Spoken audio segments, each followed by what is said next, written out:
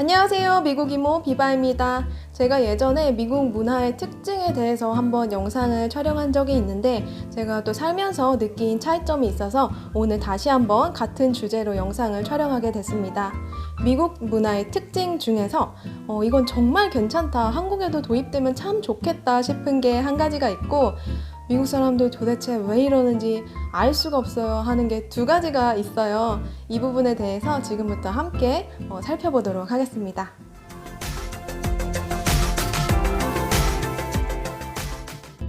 첫 번째, 이해 안 가는 문화, 날짜 기입 방식입니다.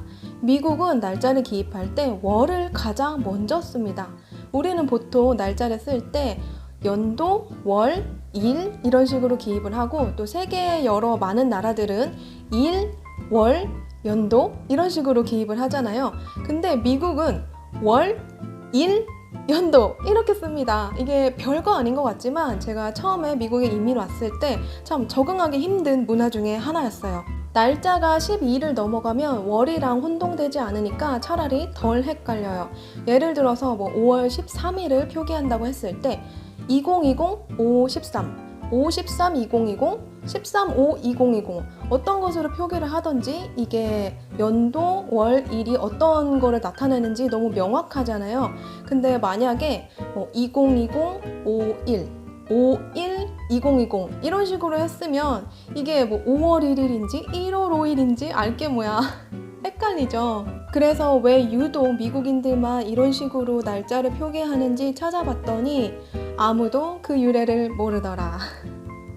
그냥 어느 순간부터 사람들이 이렇게 널리 쓰기 시작해서 편리해진 이 방식을 그대로 지금까지 쓰고 있다고 하는 얘기밖에 못 찾았습니다. 그래서 이 날짜 기입하는 방식의 유래에 대해서 혹시 아시는 분은 댓글로 좀 남겨주시면 감사하겠습니다. 그리고 제가 가끔 아마존에서 한국 마스크팩을 구입을 하는데 그 댓글들을 보면 유통기한이 지난 제품을 보내줬다고 컴플레인하는 그런 리뷰를 종종 보거든요. 그 사람들이 증거로 올린 사진을 보면 이게 제조 연월을 한글로 기입한 제품도 있고 유통기한을 기입한 것도 있고요. 날짜 기입 방식도 제각각입니다. 그래서 미국의 제품을 유통하는 분들은 최소한 이게 프로덕션 데이트 기준인지 expiration date 기준인지 날짜 기입 형식은 어떤 식으로 기입을 했는지 이런 부분에 대해서 좀 영어로 설명을 써주시면 제품을 판매할 때 더 도움이 되실 것 같아요. 그리고 미국 문화 중 이해 안 가는 특징 또 하나는 바로 조명입니다. 미국의 대부분의 주택에는 천장에 조명이 없는 경우가 굉장히 많이 있어요. 다 그런 거는 아니지만 대부분 그렇습니다. 여러 군데 집을 보러 다녀도 보통 방이나 거실에는 등이 천장에 안 달려 있는 경우가 굉장히 많이 있거든요. 그래도 양심적으로 화장실에는 기본적으로 당연히 조명이 있고 부엌에도 꽤 밝은 조명이 있는 편입니다.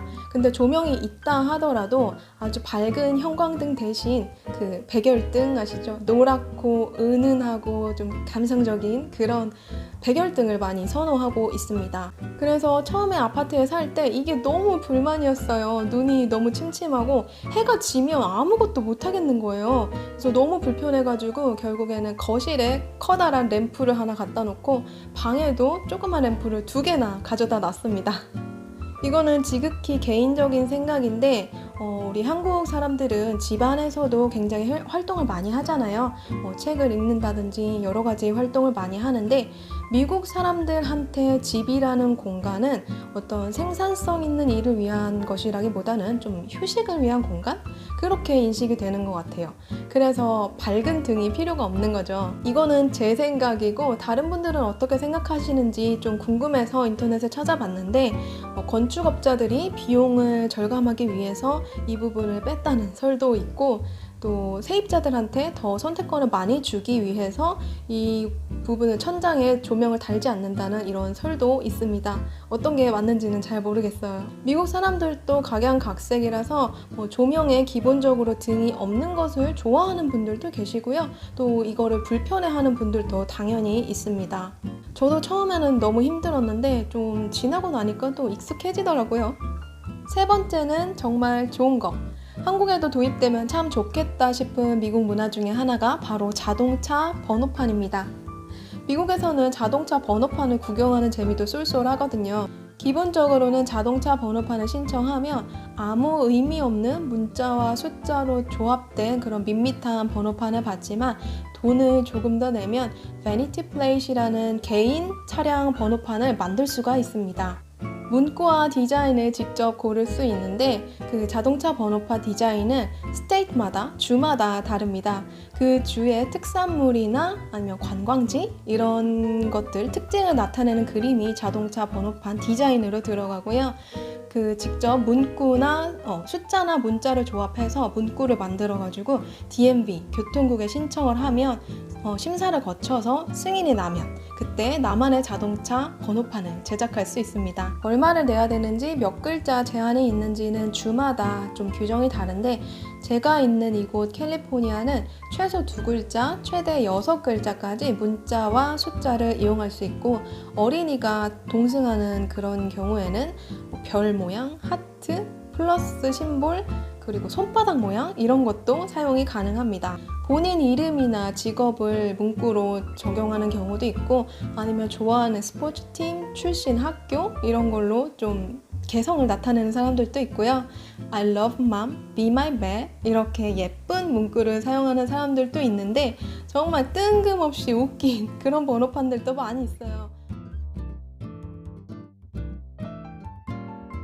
도대체 이런 걸 왜 자동차 번호판으로 하는지 모르겠지만 어쨌든 이런 문구도 본인이 원하면 선택할 수 있습니다. 원하는 문구를 이렇게 얼마든지 내가 만들어낼 수 있지만 당연히 제한되는 문구도 있죠.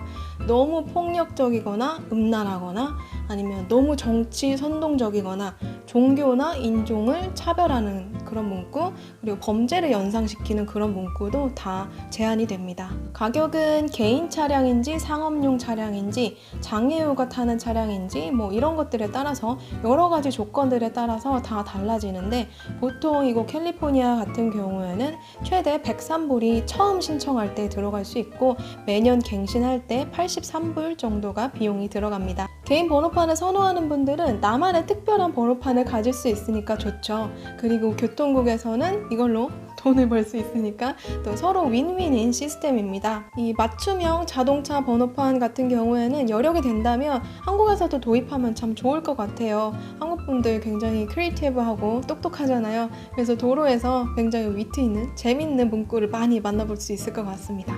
자, 지금까지 제가 미국에 살면서 초보 이민자로서 아직까지 조금은 낯선 미국 문화의 특징에 대해서 말씀드렸습니다. 영상 흥미롭게 보셨다면 좋아요와 구독 잊지 마시고요. 저는 또 다음 영상에서 찾아뵐게요. 감사합니다.